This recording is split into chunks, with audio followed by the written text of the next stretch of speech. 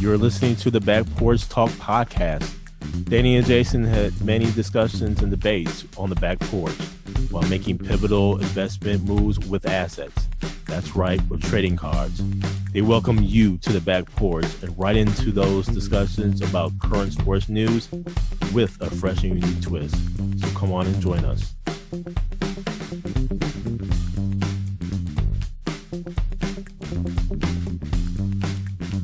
Welcome to the Back Porch Talk podcast. I'm your co-host Jason. Your co-host Danny. And oh boy, fans, we have a show for you today. Our reaction to the NFL weekend. Full of playoffs, full of fun, full of surprises. Danny, this was an interesting weekend in where we have four great games, and some are considering these games, especially the last game, to be the best game in NFL playoff history. But let's go ahead and start off with what happened on Saturday, beginning with the Cincinnati Bengals upsetting, quote unquote, upsetting the Tennessee Titans. I called this, Danny. Yes, you did. I called this. Had a feeling Cincinnati was going to come into Tennessee and into Nashville and pull off this victory. Joe Burrow throws for 348 yards. Man, what an awesome game, man. He got sacked a whole lot of times. He got sacked 9 times. I didn't think he was going to get up, but he got up the 10th time, pulled it out. What say you, Danny? Cincinnati took control, but they were only kicking field goals. And a pivotal point in this game was Derrick Henry scored that touchdown before half. And they went for 2, and they did not get it. So at halftime, Cincinnati was up 9-6, even though they're controlling the game. And when that second half hit, Tennessee just hung around. And Tennessee actually had an opportunity at the end where Tannehill threw that pick on 3rd down, where then Cincinnati went and scored and kicked that field goal. But Tennessee blew the game, in my opinion. After Cincinnati had control, Tennessee should have took that game, and that 2-point conversion came back to bite them in the butt. Where they over went for 1, it would have been 17-16. Hindsight is always 20/20. But they had their opportunities, and I think Derrick Henry, he didn't look 100%. He looked good, but he didn't look like his normal self. Deontay Foreman looked really good. So tough loss for Tennessee, man. I was like, oh, man, here we go with these picks. It was a rough weekend for me on picks, but Tennessee had the game and lost at the end. And congrats to the Cincinnati Bengals, man. It's exciting to see a new team in the conference championship. So congratulations to them. And Danny, let me just say this about the Tennessee Titans. Listen, Ryan Tannehill threw 3 interceptions. Deontay Foreman only had 4 carries. I think what could have happened there is you could have fed Deontay Foreman a little bit more. Derrick Henry coming off an injury, first game, he had 20 carries for 62 yards. I think you really could have fed Deontay Foreman a little bit more, have a little bit more diversity in your offense there, which would have probably helped out a lot with Tannehill, especially with him throwing on his first pass the interception. Yep. You should have known this is going to be a long day. Yes. And so I think Tennessee could have done something differently there. Again, Joe Burrow threw for the 348 yards. Jamar Chase had 5 receptions for 109 yards. Man, listen, Cincinnati has something special here, but man, that O-line is something to be needing to work on. I mean, that offensive line allowed 9 sacks. And if they're looking to advance into the Super Bowl against the Kansas City Chiefs, they're going to have to fix that quick, fast, and in a hurry. Jamar Chase, 5 receptions. T. Higgins, 7 receptions for 96 yards. Izuma, 7 receptions. Joe Mixon, 6 receptions. There's a theme there. We'll get to it later on, but I just want to say Joe Burrow has a very deep receiving core, and I think Cincinnati has something special here. And man, AFC quarterbacks is something tough. We'll address that a little bit later on. Second game on Saturday in which the Green Bay Packers took this L against 49ers, 13-10. Could this have been Aaron Rodgers' last game in Lambeau as the Green Bay Packers starting quarterback? Who knows? We'll see. Mm-hmm. I got so much to say on this, Danny. All I could do was really shake my head because throughout this game, I just had a feeling that we were really reverting back to what messed us up the past few times here in the NFC Championship game. The very first series of the game, I felt very comfortable and confident that, okay, maybe we are going to really break out and do the thing here. Mm-hmm. A touchdown by A.J. Dillon. He ran it in for a touchdown. The very first series. Great passes. Devontae Adams was getting the ball. And I immediately thought the 49ers aren't doubling Devontae Adams. And I shouldn't have said anything because very next series, there's a couple series thereafter, they start doubling Devontae Adams. Mm-hmm. And we found ourselves in the same hole that we found ourselves a few years ago against 49ers in the NFC Championship game.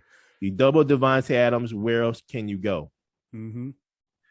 Now, ironically enough, the number 1 and 2 receivers for the Green Bay Packers was that of Aaron Jones, 9 receptions for 129 yards. He had that very long pass reception for 75 yards. And then you had Devontae Adams at 9 receptions for 90 yards. Allen Lazard, 1 catch. Mercedes Lewis, 1 catch, but no yards because he fumbled thereafter. Randall Cobb, who came back from missing about 7-8 weeks due to core surgery, 0 receptions, 1 target. For all the flag that people are giving Aaron Rodgers, and he had a bad game, okay? I'm just going to say Aaron Rodgers had a bad game. There were instances where he probably could have thrown to the tight end. Mm-hmm. A low pass to Allen Lazard. We find ourselves in the same position over and over and over in the playoffs against, these great defensive teams. Let me just say this, Danny. I'm going to read some things off here, indulge me here for a moment. Yep. Jordy Nelson, 2nd round, 2008. Greg Jennings, 2nd round, 2006. Randall Cobb, 2nd round, 2011. Robert Tonyan, undrafted. Injured, obviously on IR due to the ACL injury. MVS, 5th round. Devontae, 2nd round, 2014. Here's my point with that. Y'all remember when the Packers went to the Super Bowl, even after the year after the Super Bowl, when they had a potent offense? That was with at least a couple of 2nd rounders. What was Green Bay trying to do this year, Danny, during trade deadline? Oh, pick up Odell Beckham. Who was drafted when? One first round pick. And do you think that would have helped Green Bay on Sunday? Yes. Or somebody on Saturday? Yes, that would have helped him. Now, MVS did not play. And I think that could have helped. He was injured, looked like hamstring / back. And I think that would have helped, expand the field a little bit more there. But all I'm saying is, I think you still have to look at the pieces around Aaron Rodgers. I am not in no way using that as an excuse for his play on Sunday. They still got 13 wins with the receiving core that they had. But when you get into the playoffs, it's a little bit different. It's just like the NBA. Mm-hmm. You can shoot threes all throughout the regular season. But if you want to win a chip, you're going to have to shoot some twos, and you're going to have to go for it. Look at what the Bucks did. Yep. Giannis was like, you know what? I'll forget all these threes. I'm just going to go on the inside. I'm going to get hacked. I'm going to get fouled. And I'm going to go to the free throw line and take my lumps on the free throw line. In playoff football, when you take away your best option to receive the football, man, what else can you do? I think Green Bay is going to have to really take a look at their offense. They have a lot of decisions to make in terms of free agencies, in terms of cap space, all of that. But when you look at, and when I look at what's happening across the league in terms of offense, and we'll get into this later on, but I got to say this, Danny. The Rams, Cooper Kupp, 3rd round, 2017. OBJ, 1st round. Van Jefferson, who got hurt. Oh, excuse me. No, Van Jefferson, he played 2nd round. Robert Woods, who got hurt, 2nd round. Tyler Higbee, 4th round. My point is this. You got to have the right weapons around your core players. You got to have the right weapons, man. And so I think the Packers are going to go back to the drawing board. They're going to have to look at things. It's interesting to hear the comments that were made about Aaron Rodgers, that it's an agreement that leadership and the head coach want Aaron Rodgers back.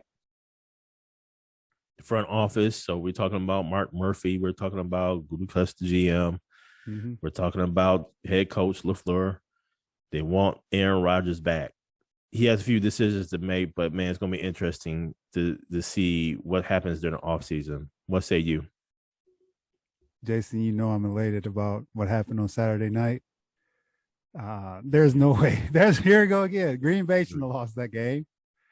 San Francisco couldn't do anything on offense. Jimmy G, as we talked about, he had that key interception right before half, and they weren't doing anything. The only person that really was doing something was Debo Samuel, because the receipt, and to Jimmy's credit, though, he did throw some passes where they just straight up dropped them. Wide open passes. Yep. He was throwing them on a rope, and they just dropped them. So not all on him, but the offense was stagnant. It came down to special teams. And I knew that was going to happen. And that defensive line, because there was some Bakhtiari didn't play. That left side was hurting. So they put that pressure on, man. They're in the backfield a lot on Aaron Rodgers. They made him make some decisions, and he had to make them quick. And he kept defaulting to Devontae, where it just didn't work, man. And I'm curious to see what they do. But I got to say kudos to the 49ers on that block kick, that field goal, and then that block punt. And for them to go down and methodically drive to win that game the way they did, kill the clock. So Aaron Rodgers and the Packers did not get the ball back. Was impressive.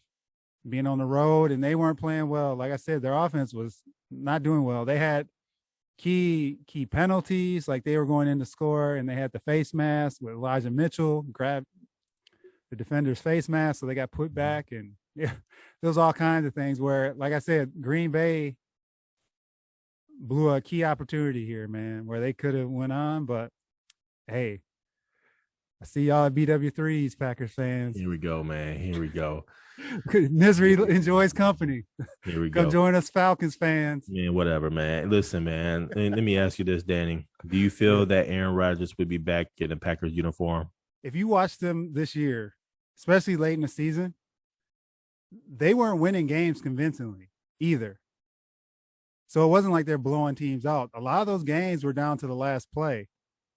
So their record may have been a little inflated because they had a lot of 1-point wins, like against Cleveland and the Ravens and all that stuff. And their schedule wasn't that difficult. And that's where he hasn't made where they're at. The Bears, Lions, and Vikings aren't a threat to Green Bay. So he hasn't made. It's like playing in the AFC South. from a Tennessee perspective. They have an easier time because the teams aren't up to par with them. So in theory, he should stay because it's set up for him, but they don't have the success in the playoffs. So that may make him want to make a pivot to give it another shot with a different team. And depending on how some of this goes in the offseason, wink, wink, Tampa Bay, wink, wink, San Francisco, Denver. He has a lot of opportunities to go places and actually make a quick impact where he's not going in. Like he mentioned, he said he doesn't want to do a rebuild, and he may have to do that. Depending on this cap situation with Green Bay, they may have to let some people go. To cut to the chase, I think he is actually going to stay. They're going to figure something out and keep him around. But personally, I would like to see him go and have Green Bay come down to our level a little bit. Man, here we go. Feel the pain as everyone complains about being in the playoffs every year. Here we go. Atlanta fans would love that. So I think he comes back. What about you, Jay?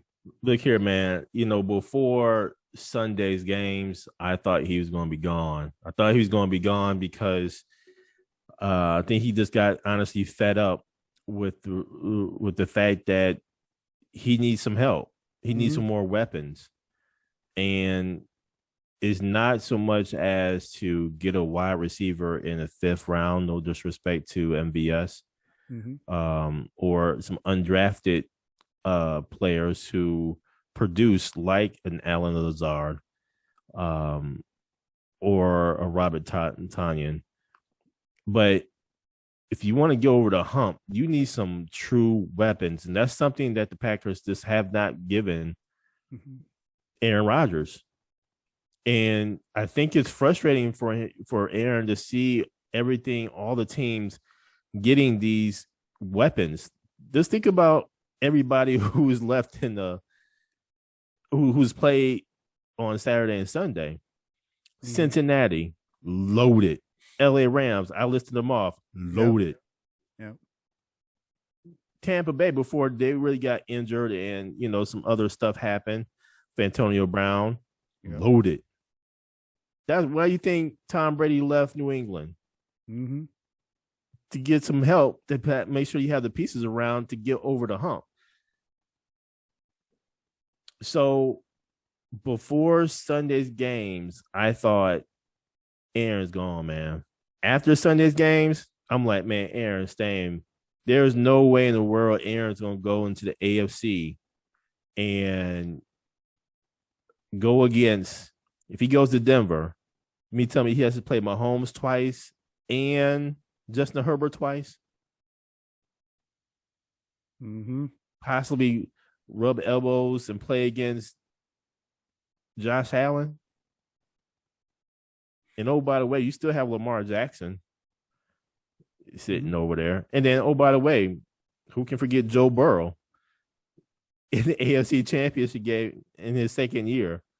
And he got loaded weapons in his second year. He's in the AFC Championship game with loaded weapons. So I don't think Aaron would go into the AFC purely because it's not a competition thing. It's more so about getting over the hump and getting there to to the big game.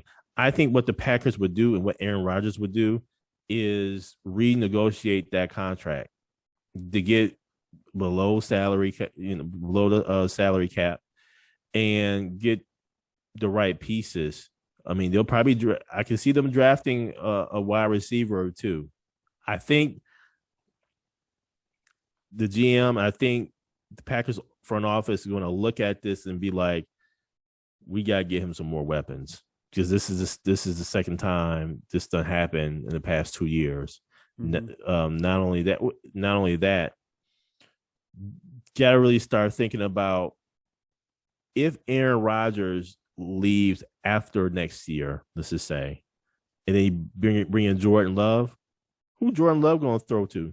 So you got to start thinking about, okay, if I do get a couple of weapons, wide receiver weapons for Jordan Love, okay, let them get indoctrinated to the system with a Hall of Famer. Yep. And go from there. Here's the other thing too, Danny. The front office and Matt LaFleur, they want Aaron Rodgers back because they have seen what Jordan Love can't do. They seen him on the field against the Kansas City Chiefs, and they seen him in practice. He ain't the one. And I can see them actually packaging him for a trade. So I think Aaron Rodgers is going to stay, man. And now, Danny, in Sunday's game, Tampa Bay Buccaneers against the LA Rams, and where the LA Rams try to give this game away. Let's be real, man. They try to give this game away, man. I really thought, I was like, oh my gosh, this game is like 27-3. You mean tell me y'all about to give this game away? Are you kidding me? But the LA Rams did prevail. Matt Stafford, last drive, drove down the field. What a beautiful pass to Cooper Kupp to put them in field goal position to ultimately kick the game-winning field goal.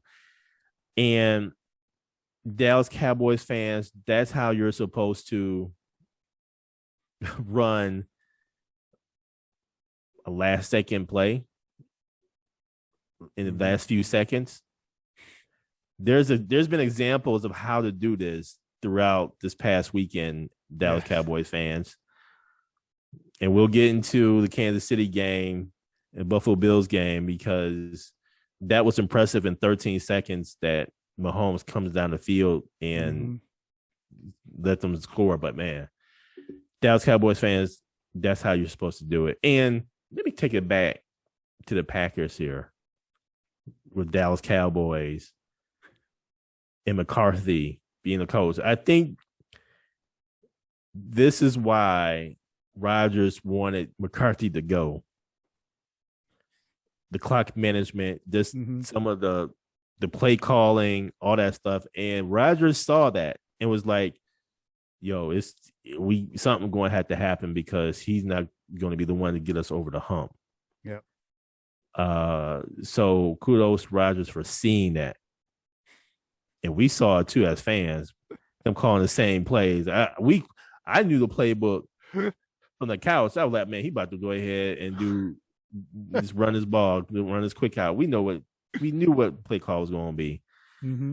But I digress. Anyway, so LA Rams and the Buccaneers, what a game. What a comeback by Tom Brady. I was like, man, here he goes. He's about to do it again. And, oh, by the way, the LA Rams prevailed. What say you, Danny? Jason, this one was extra tough on me, man, because it would have been nice for another team to blow a big lead to Tom Brady. So Atlanta wouldn't sit there in infamy with that 28-3 blown Super Bowl loss. The Rams would have been close because they had 27-3. So at least there would have been another team close to us that blew a lead like that to Tom Brady. But the defense let them down, man, in that last drive. I was like, how are you leaving Cooper Kupp in single coverage? I didn't get that. I didn't get that at all. Like, man, he's the one that's killing you. Why would you leave him solo like that? And he ate them alive. I think it was miscommunication. Yeah, they had two of them.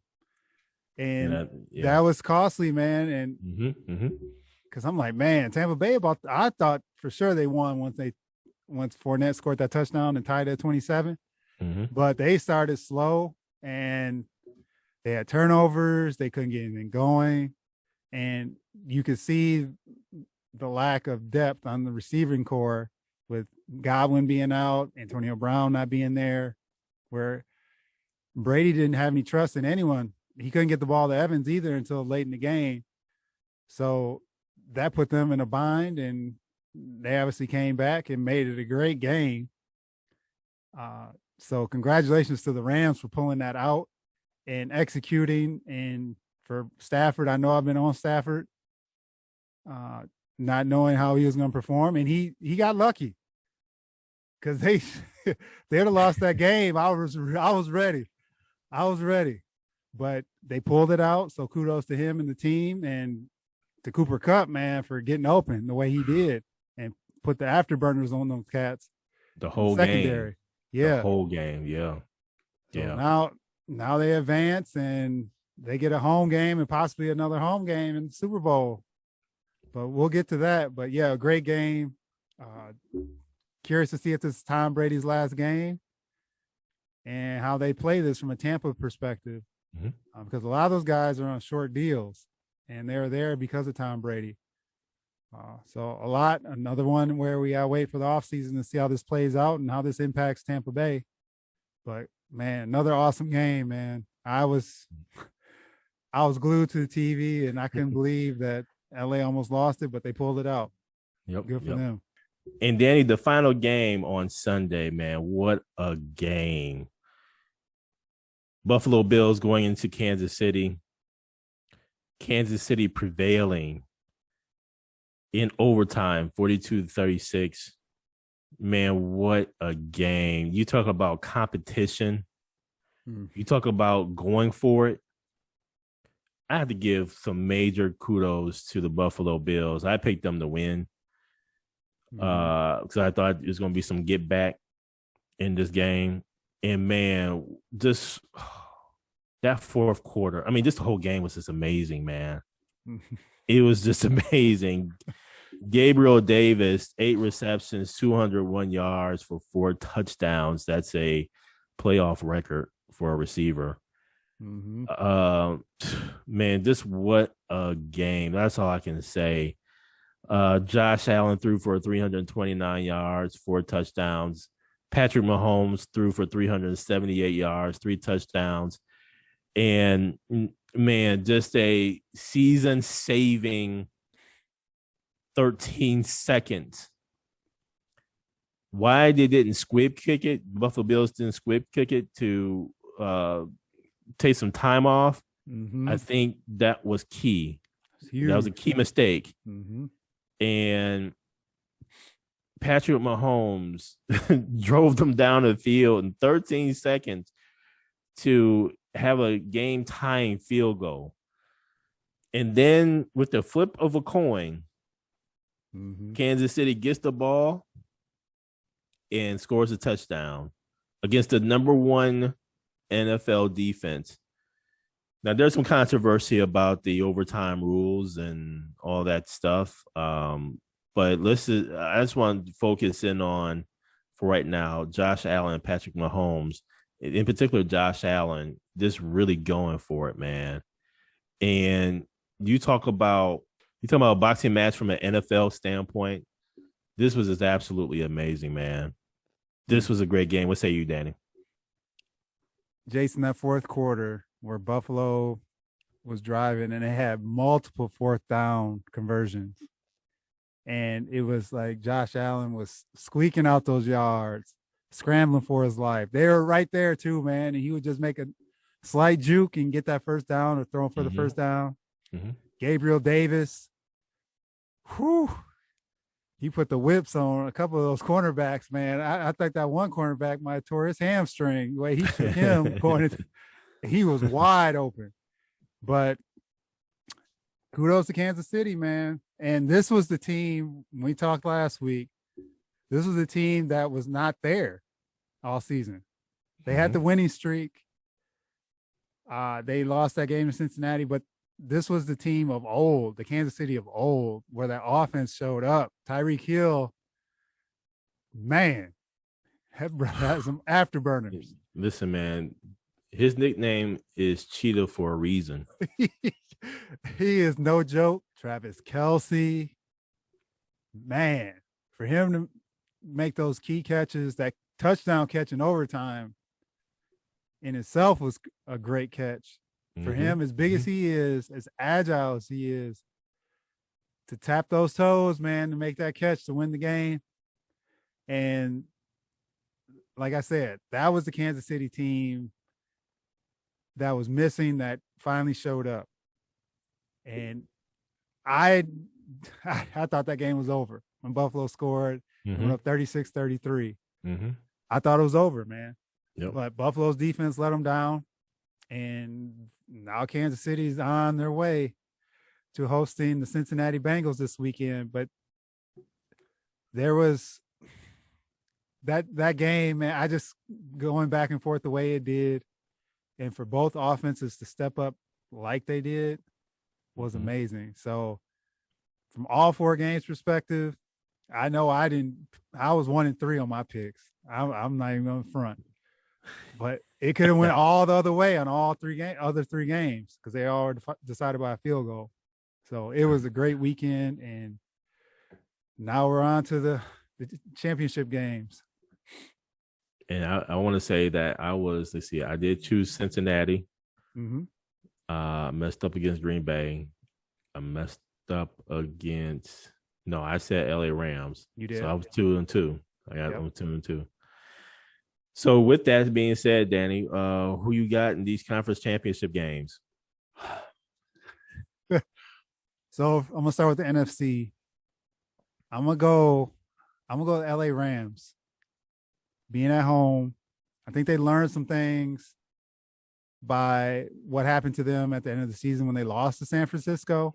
I know San Francisco's on a high right now, and San Francisco has that winning streak going. So there's always a team going into the playoffs that's hot, and San Francisco has that going. But I see the LA Rams taking them down just the way they performed last week from the offensive perspective. Now, if Bosa and those boys and Warner get to Stafford, obviously it's a different game, but Debo got banged up a little bit in that Packer game. I just don't know if they have enough to beat the Rams. How about the NFC for you, Jay? Rams. Okay. They're at SoFi Stadium. It's hard to beat a team 3 times in one season. Rams have been sniffing this for quite some time. I think Jimmy G is going to be found out. I think Packers could have intercepted him more than one time. I think the Rams will intercept him more than one time. And I think the Rams are going to go ahead and prevail. And one other thing, Jason, I'm always cheering, except for this weekend, I had to cheer for the 49ers because I despise the Packers more than the 49ers. But Shanahan being the coach, I always like to see him lose since what he did to us in that Super Bowl 28-3 and when he wasn't running the ball and killing the clock. So any opportunity for him to get ousted out of the playoffs, I'm all for it. So to the AFC, boy, oh boy, this is the one I'm looking forward to. This Kansas City-Cincinnati game. And I'm going to take Kansas City to beat the Cincinnati Bengals. I think Kansas City learned some things in that game where Cincinnati beat them. It's going to be tough, man, because Jamar Chase is no joke. T. Higgins is no joke. Their offense there's going to be a close game again. I think it's going to be similar to the Buffalo game. But this is where Kansas City has that experience. And I'm not sure at the moment it's going to get too big for Cincinnati in this game, and Kansas City's at home. So I'm going to ride with Kansas City in this one. If Cincinnati wins, there'll be no love lost because it'll be a new team and everything, and I like what they got going, but I'm going to go Kansas City, LA Rams in the Super Bowl. Who you got, Jay? Man, this AFC is a tough one. This one is tough because Cincinnati is so deep. The issue with Cincinnati is protecting Joe Burrow. And I could see multiple sacks happening in this particular instance. I think Cincinnati is going to have to go with the short passes just to keep, honestly, Kansas City off of Joe Burrow. Their O-line is that weak based upon what Tennessee showed. So unless they shore that up, and maybe they put an extra tight end in there to help chip block or whatever the case may be. But man, this is going to be a tough one because, again, Cincinnati is so deep offensively. Tyrann Mathieu got injured in that game against the Buffalo Bills, concussion. I wonder if he's going to be back to shore up that secondary. They need him. Yeah, they need him in this game. So I just don't know about Cincinnati's offensive line and them holding up. That's the big problem for me. And Cincinnati defensively, I don't know if they're going to be able to hold up that long against a fast-powered offense like that of Kansas City. So I'm going to go Kansas City slightly. Okay. Slightly. Well, we'll see what happens this weekend. And here's the other thing to that, Danny. Yep. Here's the other thing to that. I wonder just how much emotionally drained Kansas City is based upon the win that just happened. But they've been there before. Kansas City has seen this before. Not like this, though. Not with what happened with Josh Allen and Buffalo Bills in terms of the comeback.